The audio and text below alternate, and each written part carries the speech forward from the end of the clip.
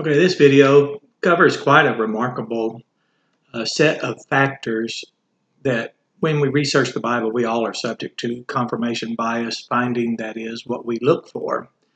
But I think it's been quite demonstrated or demonstrated quite well that, for example, there's a libertarian assertion out there versus that compatibilism.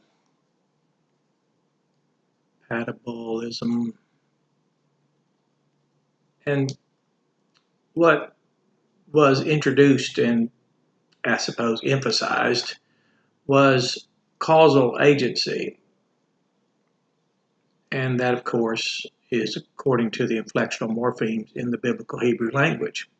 Hifil, hafal, one is causal active, one is causal passive, perfect, imperfect, complete, imperfect action. So that was quite a statement to say that one will not find the philosophical construct of compatibilism by David Hume, for example, nor the philosophy libertarian concept of what people call free will. It shouldn't be shocking to us as Baptists. We define the word church for what it is in the Bible, an assembly, an out-called assembly.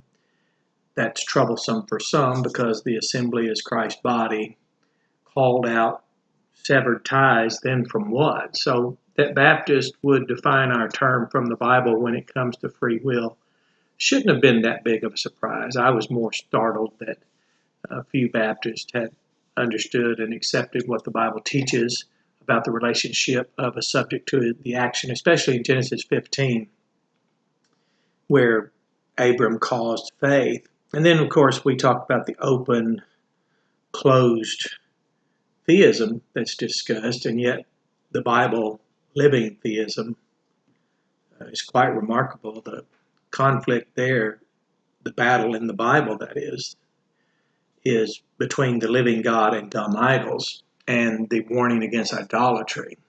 Of course, these two categories are invented, and yes, there's concerns between the two camps, if you will, but resolving open or closed was not the conflict. It was listening to the living God and turning away from dumb idols. Actually, I've said the phrase dumb constructs, dead constructs, but now I'm thinking about dumb. They don't speak. Compatibilism doesn't speak. Libertarianism doesn't speak. Closed theism doesn't speak. Open theism doesn't speak. So when we continued down our long, lengthy list, we really didn't find a topic that didn't show us some type of omissive error. Like, what is this? Young versus old earth. What would that be? This says nothing and this says nothing. So we'll just look for a moment at, for example, why, as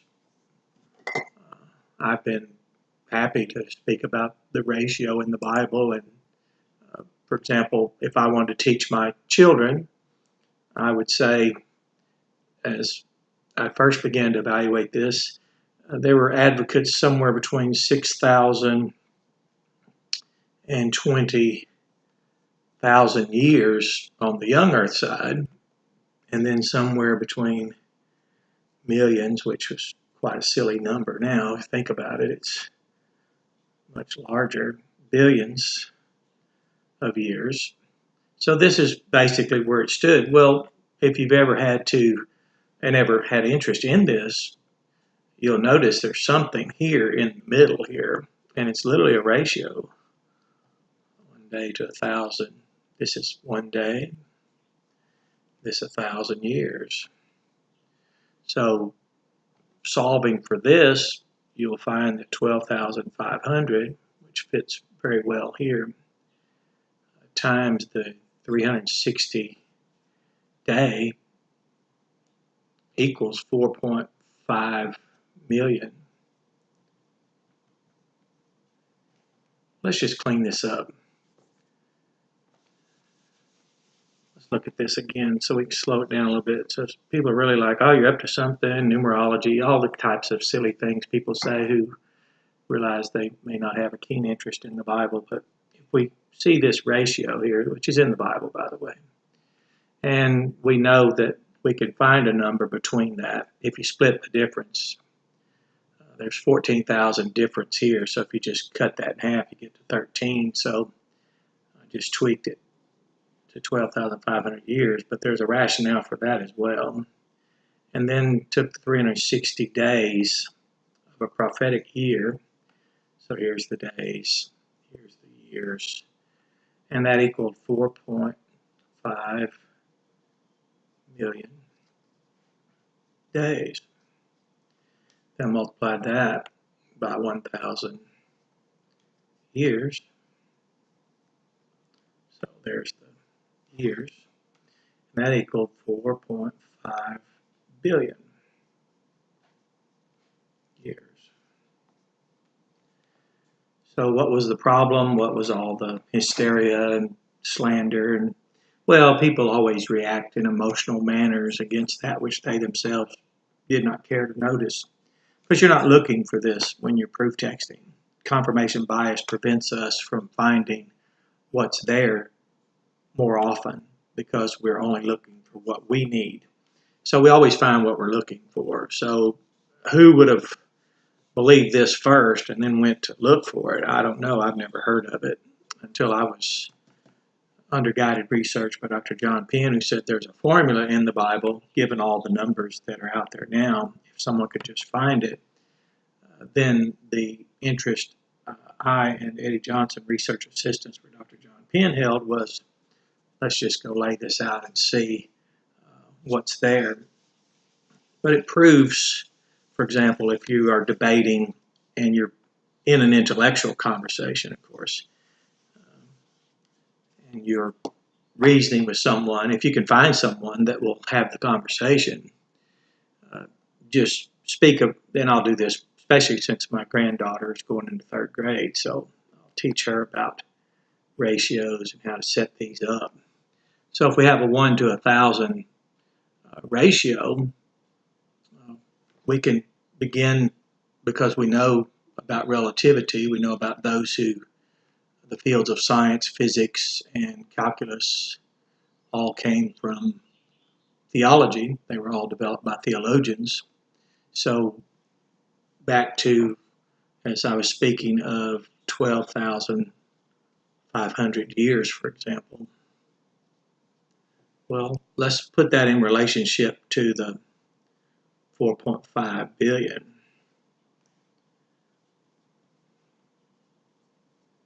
And this reduces to the greatest common factor, 12,500, to 1 to 360,000.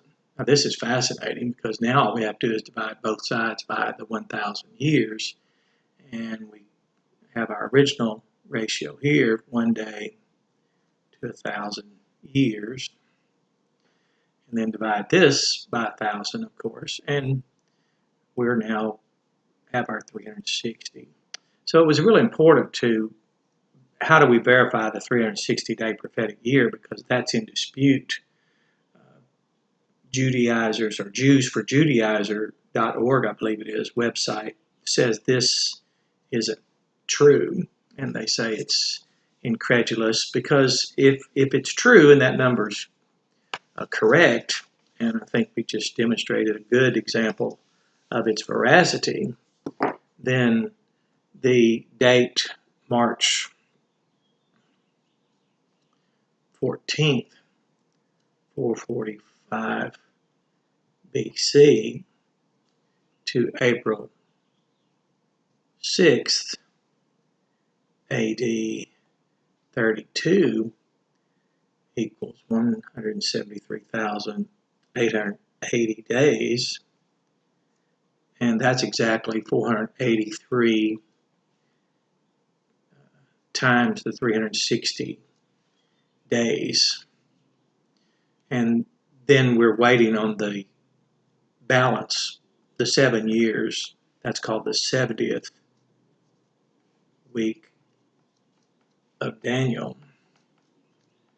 So that was a proof, if you will, or a demonstration of the rationale for 360. But if you're really not studying the Bible or researching it, you just pick young or old and you just say it, then you haven't really proven 6 days, you haven't demonstrated any knowledge necessarily. Well, let's see, what would it look like if from Genesis 1:1, instant creation, which is taught in the Bible. It's not instant creation versus 6-day creation. It's Genesis 1:1, in beginning creation, instant, perfect, flawless creation. And then, of course, Satan sinned. He sinned, of course. And then from there, just make this image of what. So we still have this interval here. This interval here. There's no time here. No time at all here. Similar to the end of the age when there'll be no chronologies. So Satan sinned here, and the earth came to be formless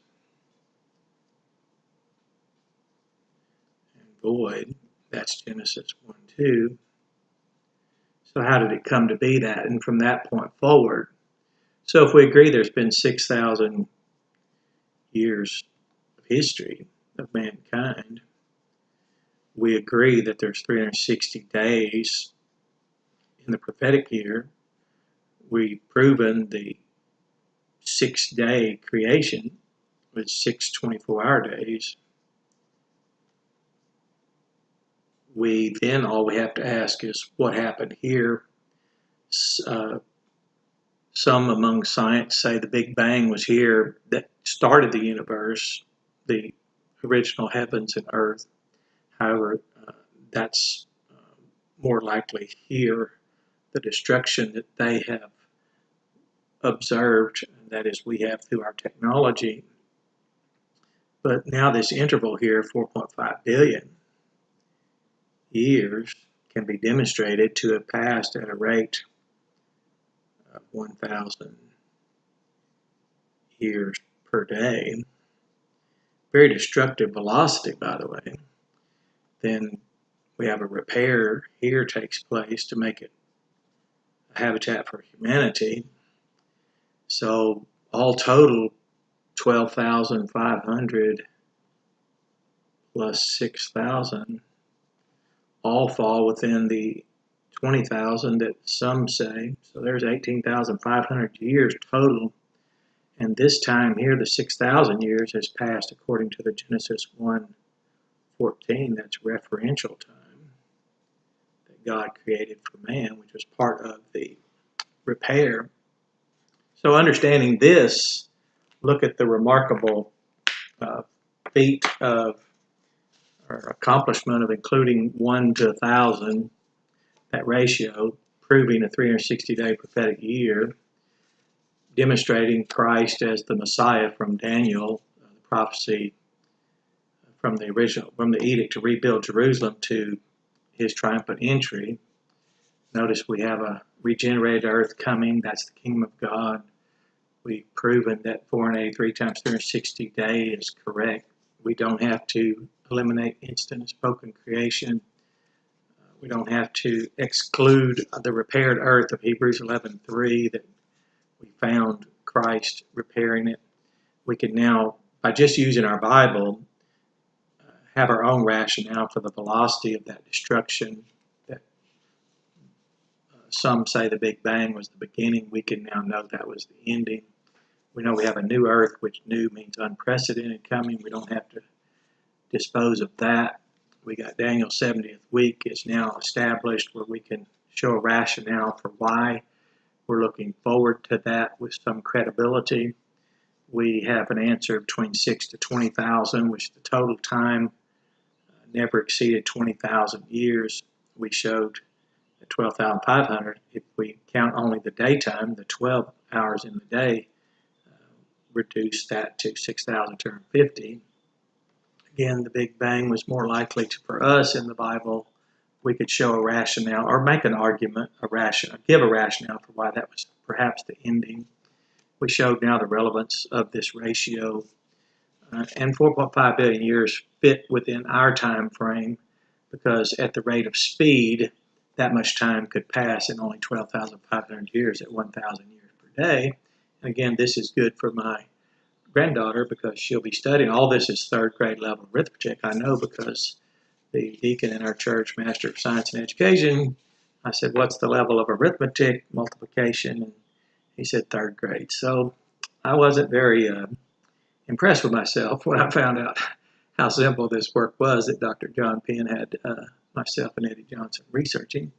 We have established there are intervals of time in the Bible. The interval between Genesis 1:1 and 1:2 is capable of being known just from the Bible using Bible numbers only.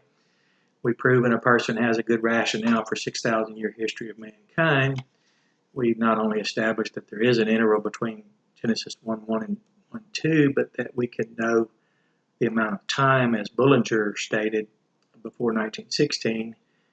He had not noticed that we could know long before geology and others. And of course, the solution remained under 20,000, and we didn't negate or contradict 6 24-hour days. So when your solution doesn't require the exclusion of any of the assertions made by people, especially godly people, and for me, when I noticed Baptists arguing against Baptists and people trying to draw lines, I knew something was impossible with that because that wasn't possible. So let's just look at this in conclusion, and you can do the factorial on what would it be if you were to calculate the probability of this falling into place so well.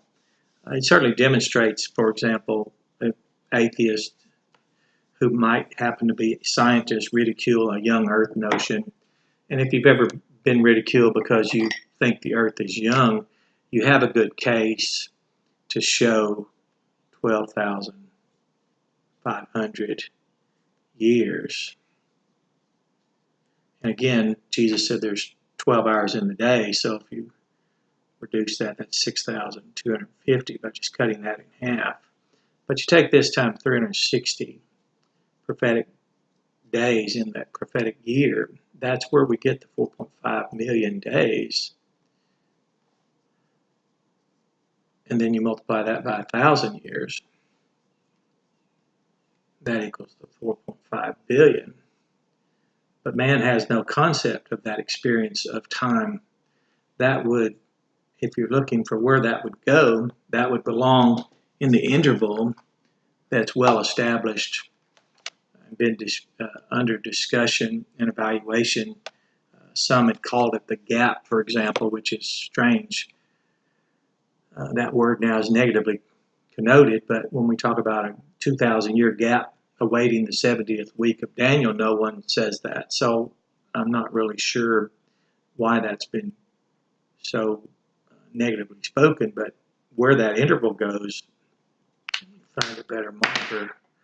Where the interval belongs now and can really solve all of this is place it between this sin of Satan here. Well, who cares if I don't spell his name out? So when Satan sinned here, and then before we get to Genesis 1:2, we have this location here, 4.5 billion. And then we have the velocity. And that could have easily destroyed everything that the first Earth looked like as far as fragmenting it. The original matter did not go out of existence. That doesn't happen until much later in the Bible where it speaks of the first Earth passing away. So at 1,000 years per day, velocity, the first Earth certainly underwent quite a destructive experience. And then it brings to light the large significance, that is, the significance of the repair beginning in Genesis 1:3 through the time he placed man created man in 126. So that repair is certainly not appreciated as much as it could be. But because the young versus old has forced and encouraged so many people to toss out so many things, this number is derived without going outside the Bible numbers. So with all that said in mind, we can even enjoy teaching our children. We can use the Bible numbers. There's other codes out there that people use in numerics.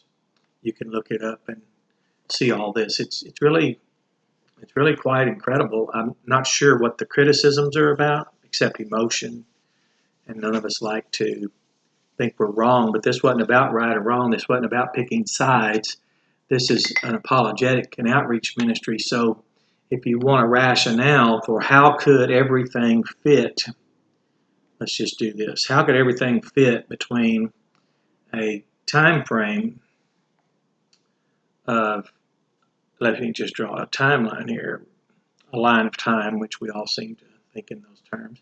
So all of this, how could all this fit 18,500 years? Now the famous physicists that go online, Richard Dawkins of the God Delusion,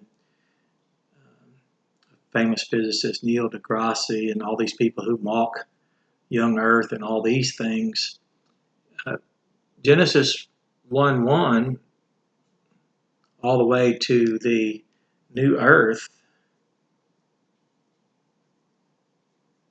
by just using the Bible numbers, a person can begin the timeline, instant and created original creation, and then to whatever point in time the sin of Satan occurred, Satan sinned, and then of course this destruction took place. You can plug in your 4.5 billion right here, our 4.5 billion from our Bible, at 1,000 years per day. Then you come to Genesis 1:2, that formless state, which does not reflect the first Earth's condition. There. So if you wanted to discuss something with an atheist, they might be as unprepared as a religionist, because they might have forgotten that you might have used your Bible and noticed that you didn't have to eliminate relativity because you have a ratio. And 6,000 years since Adam was placed in the Garden of Eden, so from the Edenic earth, which was the repaired earth, to we have a regenerated earth in here, which is the kingdom of God on earth. And then eventually the new earth, where this first one is done away, but the first law of thermodynamics, which is Genesis 1:1, there's your first law of thermodynamics. That matter can't be destroyed. Genesis 1, well, beginning here at this sin of Satan, you have the second law, and that's where your divine entropy, where God, you can read in the Bible, where God began the destruction of that condition of that first earth. We then have a repaired earth, we have a regenerated earth, and then we'll have this new earth. But all that fits between 18,500 years. Now, your atheist friend's not prepared for you to be so prepared, that is to have a rationale from the Bible. I certainly don't have any, I don't even know how to receive people's ridicule of this. All I'm doing is anyone could do, but under guided research. But this is a historic discussion about that interval of time. This has gone on for centuries, and now by noticing the relationship of 1 day to 1,000, and then 1,000 years to 1 day, that would explain quite well. The 1,000 years have to be a literal 1,000 years, or we wouldn't know its relationship to a day. So again, when you're explaining to people why you're not a young or an old earther, then it might cause them to beg the question. And when you find out these numbers are ours, and that you have incident spoken creation, you didn't have to eliminate that. You can prove the prophecy of Christ, which is really very important. You can show a 6,000-year history of mankind. You don't have to omit 6 24-hour days and adopt some age theory, which would be arbitrary. You can keep your entire solution, including 4.5 billion, under 20,000 years. You can actually demonstrate the rationale for intervals of time in the Bible. Again, your answer can fall between 6 to 20,000 quite easily. You can show that Daniel's 70th week is not a ridiculous notion. You have a rationale. You can demonstrate the interval between Genesis 1:1 and 1:2 does not negate the assertion of thousands of years. You can show the relevance of one day as 1,000 years. You can show the Big Bang is what God's response to the sin of Satan. And you can show that Christ was faithful to come and return to the earth, and he will do with the earth what Adam refused to do in his disobedience. You can show we have a rationale for a new earth, unprecedented, since we had a first earth, and it underwent quite a cataclysmic response and judgment, a bang, if you will, that at a rate of speed of 1,000 years per day. Now, your atheist friend won't be prepared, nor will your science teacher be ready, but I want my grandchildren to be ready and understand that the Bible is relevant. They can study this. You can now appreciate Christ repairing the earth, making it a habitat for humanity. Again, back to its prophecy, 173,880 days between that March 14th edict to rebuild in 445 BC till April 632. And then, of course, the 360-day prophetic year, you can prove it because some people question it. Jews for Judaism. And for example, some people aren't aware of the 1,260 days in Revelation divided by 42 months. Well, the only way 42 months is 42 times 360 days. That equals the 1,260. So you can even prove the 360-day prophetic year in the Old and New Testaments by using this ratio. So I'm not sure, except for sometimes people just don't like old things being reintroduced because there's really nothing new here. This is a chart that Dr. John Penn had included in his book, Jesus Christ and the Planet Earth. And of course here, at this time, he had spoken of how this time was unknown. He no longer asserts that. Just in 2016 until now, in just 36 months, he's collected all this under his holistic approach and has done quite a remarkable work in bringing about an answer, a rationale, according to a holistic hermeneutic that produced an unsurpassed apologetic. So that will be plenty. I hope it's informative, but you can use your Bible to teach your children, as I'll be doing, teaching them arithmetic, division, multiplication, things like that. So enjoy this research.